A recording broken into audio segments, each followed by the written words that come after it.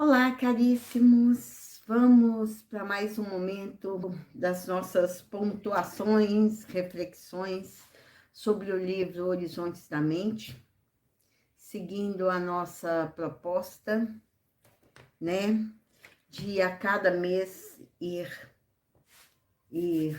refletindo sobre um tema específico. Ainda dentro dessa proposta da mente divina, ou da divinização da mente, ou da capacidade humana de melhorar, né, de aprimorar a sua mente em cada experiência, em cada circunstância, em cada momento de sua existência. E aqui a gente está falando a partir do processo reencarnatório, ou melhor dizendo, da experiência humana, né, da vida, da personalidade assumido por cada um, por cada espírito imortal, em cada momento, em cada circunstância, dentro das condições de cada um. Bom, vamos lá então, Horizontes da Mente, capítulo 9. Hoje nós vamos falar de divisões da consciência. Bom, e eu vou dizer isso como profissional de psicologia da área de saúde, e não é um tema fácil de ser abordado. Mas como está dentro dessa proposta nossa de entender esse processo, essa necessidade de aprimoramento, né, da mente, de tomada de consciência da própria condição humana e espiritual, do espírito imortal que somos e de estar numa condição humana que exige essa tomada de consciência, essa evolução, né, essa melhoria, essa reforma íntima. É um tema que é um termo que nós usamos muito na doutrina espírita, que é a reforma íntima. Então, é consciente, né, a transformação consciente do ser, o aprimoramento consciente do ser, ou melhor dizendo, a educação, processo de educação de forma consciente. Bom, então a gente vai tentar explicar aqui, ou tentar refletir juntos, né, que a gente está aberto a colocações, tá, gente? Sempre, sempre. Nós sabemos que o nosso canal é pouco assistido, né? Mais o pessoal da casa, e a proposta é essa mesmo, é de ter este espaço de reflexões, desde a pandemia que a gente vem nessa proposta, esse espaço de reflexão conjunta, onde um de nós, a cada momento, a cada instante, traz algumas reflexões pontuadas, pautadas, melhor dizendo, em obras espíritas, para que a gente possa juntos ir refletindo e avançando. Bom, sem mais delongas, porque realmente é mais complexo esse capítulo, divisões da consciência, então a gente está falando das divisões da consciência. Então, falar de consciência já não é fácil. Dentro da profundidade que Miramês nos traz, para que a gente possa ampliar e avançar em termos de conhecimento enquanto espíritos imortais, é mais complexo ainda. Então, eu vou tentar não ser acadêmica, ser menos acadêmica possível, mas trazer, ampliar o máximo possível essa nossa reflexão. Bom, então, o que Miramês vai nos trazer? Eu vou começar aqui do meio, como ele pontua sobre a mente humana, inclusive a frase que ele finaliza o capítulo, ele sempre gosta de repetir ali. Ele vai nos dizer o seguinte: a mente é um computador divino, onde a programação depende da nossa vontade, do nosso querer, dos lastreados imensos dos nossos sentimentos. Lembrando, lastreado, gente, é o peso, né? Que equilibra, né? O peso, a condição que nós damos dos nossos sentimentos. Em uma conjuntura infinita, ou seja, tem muito mais coisas aí que precisa ser abarcado, que ainda não é o momento da gente fazer, de acervos de forças que devem ser disciplinadas. Ou seja, dentro de tudo isso que eu falei, que não precisa repetir, de melhoramento, de evolução, de educação, de instrução. Então, cabe ao ser pegar esse computador divino e programá-lo a partir da nossa vontade, a partir do nosso querer, a partir dos nossos sentimentos. E aí ele está falando do peso que nós damos a cada sentimento, a cada experiência, né? O sentimento traz essa questão. Por isso que é importante a educação, a autoeducação. E ele nos traz, neste momento, essa necessidade, né, de unir a instrução com a disciplina, com a autoeducação. Não basta nos instruirmos, é necessário que nos eduquemos. Né? Como o Evangelho. Jesus não ensina o Evangelho para nós. Jesus é o Evangelho. Jesus vivencia o Evangelho. Cabe a nós outros assimilarmos, ou, melhor dizendo, dentro daquilo que formos capazes de assimilar, nós vivenciarmos. Porque aí a gente vai poder fazer essa junção de teoria e prática, né? Essa praxis. E aí a gente está falando aqui não da praxis acadêmica, a partir de um ensino acadêmico, mas a gente está falando da praxis do amor, da vivência do amor, da experiência do amor, ou seja, da possibilidade de exercitarmos aquilo que vamos aprendendo do Evangelho de Jesus, de tudo que Jesus nos ensina, e aí essa é a proposta dos livros espíritas, né? Dos livros edificantes, é exatamente o auxílio na autoedificação do ser, na experimentação, na vivência do amor. Essa é a proposta do Evangelho, essa é a proposta de Jesus. Nos acordarmos para essa condição divina. Por isso, esse texto específico está dentro dessa proposta de entendimento da mente divina. Percebem? Então, a grande chamada de Miramês para a gente, ao falar das divisões da consciência, é que a gente possa se educar. Porque aí, voltando, retomando, né? Ele nos fala do uso da inteligência, da importância do uso da inteligência. Cada um desce, né? Desce, aí eu estou falando do processo reencarnatório, vamos corrigir aqui, reencarna, adentra a experiência humana, a vida humana, com a condição específica. E falando de divisões, Miramês vai nos deixar claro que a consciência, as divisões estão dentro daquilo que a gente conhece. E a gente conhece poucas divisões da consciência, porque a consciência é um todo. É o que a gente chama na psicologia humanista do self. Não, minto. Deixa eu me corrigir, academicamente, pelo menos. O self é essa capacidade de tomada de consciência. Então, é aquilo que eu consigo acessar da consciência. O que o Miramês nos traz é que a consciência é o ser como um todo. Todas as experiências que vivemos, em todas as existências, todas, absolutamente todas, estão dentro desse que a gente poderia, isso sou eu quem estou chamando, do self, do espírito imortal. Mas que não é possível que ele adentre a experiência humana trazendo todas essas lembranças. Mas elas ficam gravadas nesse grande computador, como ele chama, que é a mente divina. A gente está falando do espírito imortal. E que a mente, quando está no processo reencarnatório, na experiência humana, ela não tem acesso a tudo conscientemente. Por isso, divisões da consciência. Então, a gente adentra a experiência humana com o mínimo de consciência. Porque nós vemos, aí ele usa um termo interessante, porque ele vai falar que para adentrar a experiência humana, né, para renascer, nós entramos numa candura primitiva. Ele está chamando... desculpa. Ele está chamando de processo de virgindade. A mente adentra nessa candura primitiva por causa desse esquecimento a que somos submetidos.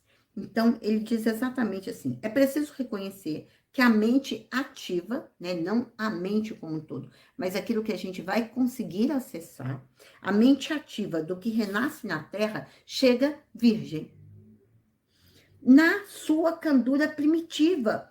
Qual folha de papel que foi esquecida pelo uso? A gente sempre fala isso, né? Uma folha em branco.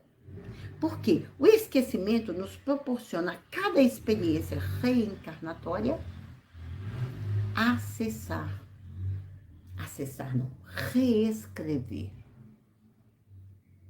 as nossas condições, rever e reescrever as nossas condições, ou seja, reexperienciar dentro da condição humana, dentro da condição reencarnatória, o amor. Porque a gente muda de condição. Ontem um cônjuge, hoje é um filho, uma filha, um chefe, um funcionário. Um pai, hoje é um amigo, um colega de trabalho. Então, ressignificar o amor, ou reexperienciar o amor nas suas várias formas, dentro das várias funções que o espírito imortal assume na experiência humana. Por isso, essa consciência do ser imortal, ela precisa chegar numa condição de pureza, de virgindade, para que ele possa reencontrar parceiros, e aí muitas vezes, parceiros, gente, vamos lembrar que nós somos irmãos, tá? Na conjuntura universal, na conjuntura divina, nós só somos irmãos.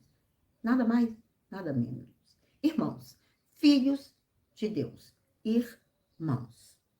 Mas na experiência humana, na vivência do amor, no aprendizado do amor, a gente se posiciona cada hora numa função de pai, de filho, de cônjuge, de chefe, de funcionário, de trabalhador, de escravo, de senhor de escravos, de cada hora numa função. Cada experiência humana, aí a importância da inteligência, que Miramês vai nos chamar a atenção, do uso da inteligência, que nós já falamos várias vezes aí atrás, porque Miramês traz muito isso no Horizontes da Mente, a condução dos pensamentos, a condução das ideias, não só a condução, mas a vivência, a experienciação das ideias e do pensamento, porque quando nós retornarmos à condição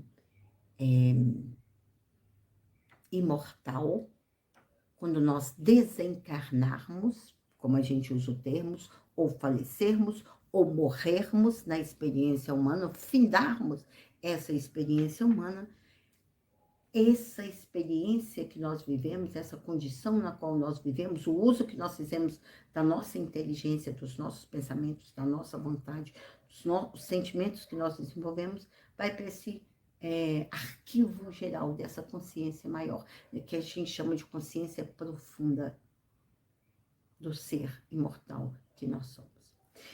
Deixa eu ver se a gente conseguiu trazer todas essas questões. Então, a consciência geral, profunda, ela não se apaga. Em cada experiência humana, a gente desce com o mínimo de consciência.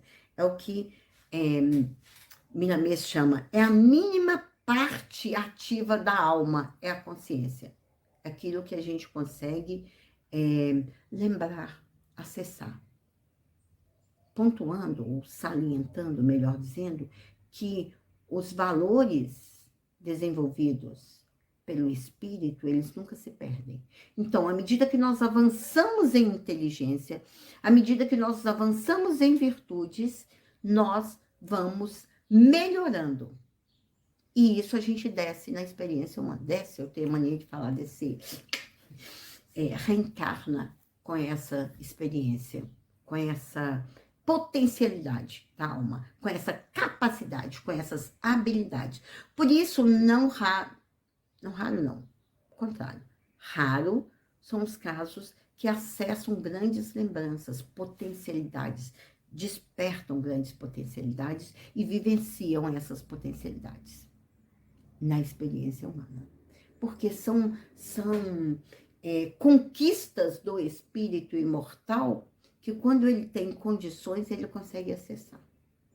Assim como o primitivismo, assim como a agressividade, assim como a persistência, às vezes, no mal, nos danos, que a gente já deveria ter vencido e às vezes vem à tona e a gente não conseguiu vencer ainda. Por isso, Miramês nos chama a atenção para o dever da inteligência de cada um de se educar. Por isso, o processo de autoeducação. Miramês vai nos chamar a atenção ao falar disso sobre uma coisa muito importante, que é o terceiro milênio, essa era que nós estamos vivendo, que nós espíritas e a grande maioria dos espiritualistas já sabem, desse processo transformador no qual nós estamos inseridos.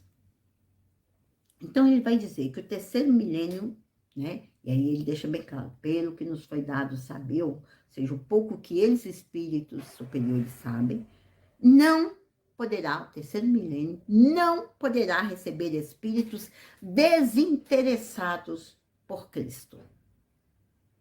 Não poderá receber. Então, a condição dos espíritos que estão reencarnando são muito mais elevadas.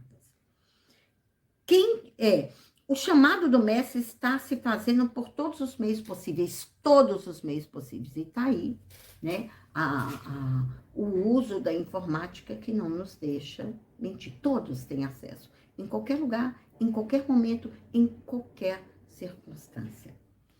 Bom, quem tiver olhos de ver e ouvidos de ouvir, que veja e que ouça. Essa é a grande proposta educativa. O Evangelho já está aí. Jesus é o Evangelho. Jesus não foi o Evangelho. Jesus é o Evangelho. Jesus está aí, disponível em suas palavras, em suas vivências, em sua conduta, gravada e experienciada ainda hoje, que nós acessamos quando nos apraz. Pedir socorro, nós pedimos. Então, o grande desafio é que nós possamos educar os nossos impulsos, entender, e esse é o processo de evolução da mente, entender que é possível ir muito mais além do que nós vamos. Nós estamos indo, nós temos ido. Que nós precisamos nos esforçar, então Miramês nos traz a questão do esforço, né? Primeiro do impulso individual, porque é autoeducação, não é o outro nos educando, nem nós educando o outro, é autoeducação. Então tem que ter um impulso que é individual, tem que ter um esforço que precisa ser constante. Constante. O primeiro passo precisa ser na nossa forma de pensar e de agir. Nossa forma de pensar para que a gente possa ir caminhando para a prática, que é o que a gente falou, aprender a amar, instruir-nos no amor para que a gente possa exercitar o amor de fato. Então, o esforço precisa ser constante. Não esmorecermos é perseverar no bem. Perseverar no bem. E aí, para que a gente possa, porque o que Miramês nos chama a atenção, né? É se não esmorecermos, que ao fim da existência física, ou seja, da experiência humana que nós estamos vivendo, entregarmos à nossa consciência profunda uma mensagem renovada que não nos envergonhará. Uma mensagem renovada de amor que não nos envergonhará quando nós tivermos a bênção divina de relembrá-la. Porque nós ainda não podemos acessar a consciência profunda. É isso que ele está falando o tempo inteiro. Para fechar, ele nos pede que nos empenhemos no bem, nos esforcemos no perdão e façamos de nossa vida, onde a vida maior nos colocar, seja qual for a circunstância em que estejamos vivendo, um cântico de amor na grandiosa substância da caridade, vivendo a caridade, vivendo o exercício do amor, porque a caridade é o exercício do amor. Se assim não fizermos, continuaremos dominados pela ignorância. Que veja quem tem olhos de ver, que ouça quem tem ouvidos de ouvir. Este é o convite para entender que a mínima parcela de consciência que tivermos, precisaremos utilizá-la, fazendo instrumento, usando como recurso a inteligência, para que nós possamos avançar em evolução, em aprimoramento dessa mesma mente e que a nossa consciência não precise se envergonhar de nós mesmos, ou que nós não precisemos nos envergonhar dos atos que praticarmos quando tivermos acesso à nossa consciência como um todo e não nas pequenas divisões. Beijo em cada coração. Fiquem em paz.